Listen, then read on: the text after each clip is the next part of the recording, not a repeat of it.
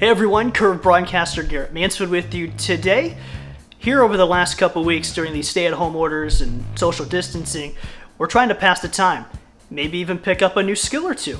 Now we had an awesome suggestion on our Facebook page a couple of weeks back that we should do a demo on how to keep score. That's what we're going to do today so that the next time we're on the air and I say, for those of you keeping score at home, I'll be talking to you. First off, all you need to keep score is something to write on and something to write with. I have a pretty basic scorecard here that includes balls and strikes and even the various outcomes for each batter. Step 1 is filling out your scorecard with each team's lineup. The player jersey number goes in the left-hand column, then the player's name, followed by the position that player plays defensively. We'll cover that in a second. This game is from May 14th, 2015. One disclaimer that I'll add is keeping score is not a strict set of rules and tends to vary person to person, and that's perfectly fine. If you simply apply a few of the basic principles that you'll learn here today, mixed in with your own form of shorthand symbols for you to understand what happened, you're good to go. Now back to the lineup. This is a quick cheat sheet on how the positions are numbered.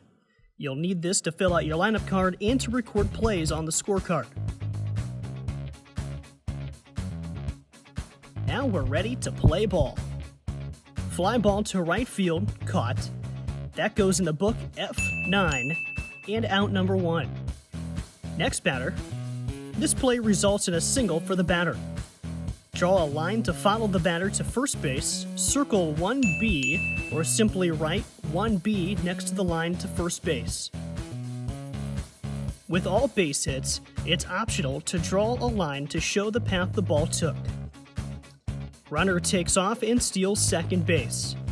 Draw a line to second base and write SB. It's optional to add the number 10, the batter's jersey number. That will tell us that the runner stole the base during 10's at-bat. Back to said hitter. Smacked into the corner for a triple. 3B stands for triple. Trace or draw the path around to third base. The runner on second base scored. Complete the run by drawing his path home and color in the box to help you easily see the run scored. Now back to the hitter. Remember, it's optional to draw the flight path of the batted ball, and if you're really feeling good, add a marker of some sort for the run batted in. Next hitter has 2 strikes. Went too far around and strikes out. Pretty simple. The letter K, out number 2. We'll cover a called third strike a little later. Now the 5th hitter in the inning. Ground ball to short. Throw to first is out number 3. In our book, our goal with every out is to record every player that touched the ball in play. Good question to ask yourself every time you fill something out. This play went from the shortstop, position 6, to the first baseman, position 3, and out number 3 to close out the first inning. After every half inning, it's wise to use the break to count up your totals. Here we have 1 run on 2 hits, no errors, and 1 runner left on base. It also might be a good idea to make a mark to let you know where to start the next inning. Flip your scorecard over or flip to the next page because the other team is coming to bat. Bottom of the first, on the ground, down the line for extra bases. This is a double. 2B stands for double. Draw a path to second base and a line into the left field corner if you want to get more advanced. The next hitter. Fly ball to center field. Caught. F8 and out number 1 is the play, but that's not all. The runner from second moved up on the play. Draw a line to third, and if you like, write the batter's number to tell us the runner advanced during number 5's at-bat. Next hitter, single up the middle, scores a run. 1B stands for single. Line to first. Line into center field, that's where the ball went. Mark an RBI because the runner from third scored on the play. We've now seen a single, double, and triple. How about a home run? HR for home run, circle the bases, 2 RBIs, runner on first scored. The next hitter draws a walk. BB stands for base on balls, and that is his ticket to first base. With the next batter up there, he tries to steal but is thrown out. Any out on the bases can be written this way, the line halfway between the bases. Number 25 was batting in this instance. Caught stealing is the play. CS, and the players involved were the catcher, 2, and the second baseman made the tag, position 4. Out number 3. End of the first inning. Our totals are 1, 2, 3 runs on 1, 2, 3 hits. There were no errors, and due to the caught stealing, no runners left on base.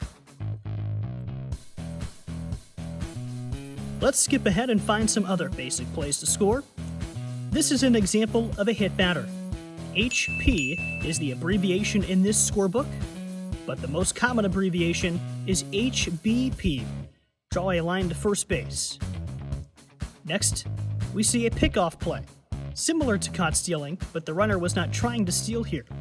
Pickoff stands for PO, catcher to shortstop, first out. The runner also advanced from first base to second base, and number 33 was the hitter. Here's another base running play. Runner advanced on a pitch in the dirt. This is a wild pitch, line from second to third, WP. The batter was number 14. How about we cover a double play? This one is tailor-made. Shortstop to second base to first base. The runner from first is the first out. The batter was the second out of the play, and it goes down DP 6-4-3 in the book. Many double plays will be 6-4-3, 4-6-3, or 5-4-3. Moving along, we've looked at a couple of outs in the air, specifically fly balls to the outfield. This is how you properly score a pop-up on the infield. P3, the first baseman caught that, third out. There are some plays that you don't have to write much at all for. This is an unassisted play by the first baseman. You can just write the number 3 or 3U. Remember to record which out that was. Let's get into sacrifices. Here's a bunt to move the runner over. Draw the line to third base. The batter was number 2. The most common abbreviation is SAC for a sacrifice bunt, but in this book it is SH, and the play went 2-4, catcher to second base, 1 out. A sacrifice fly is another common play. Here's how to score it. The runner scores, sac fly goes SF in the book, caught by position 9, the right fielder, second out, RBI for the batter. Now let's touch on an error. This one by the first baseman. Draw the batter safely to first, and you'll write this down, E3. Be sure to watch the scoreboard for the official scorer's ruling on these plays. The next play is a doozy. This is a test to see how much you've learned so far. Line drive, L, caught by second base, 4, throw to first, 3 for a double play. The batter is the first out, and the runner is out number 2. Hey, remember how swinging strikeouts are the letter K? Here's a called third strike, a backwards K, third out. One important note to add would be substitutions.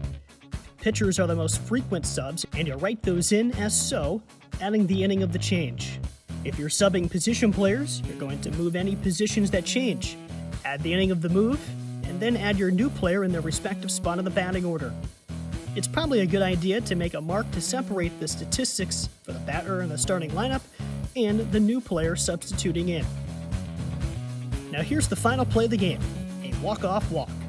BB for walk, line to first, give him credit for an RBI, runner goes to second, the other runner goes to third, and the winning run comes home. Do your totals, and now your full game totals. We're going to leave a couple of useful links in the comments section below that will have some common abbreviations, some examples, and just basic scoring questions. If you have any other questions, feel free to send those our way. We'll be happy to answer them. If you have any other suggestions for some how-to videos that we can make to entertain you at home, feel free to send those over too. Above all, have fun, stay safe, and we hope to see you soon.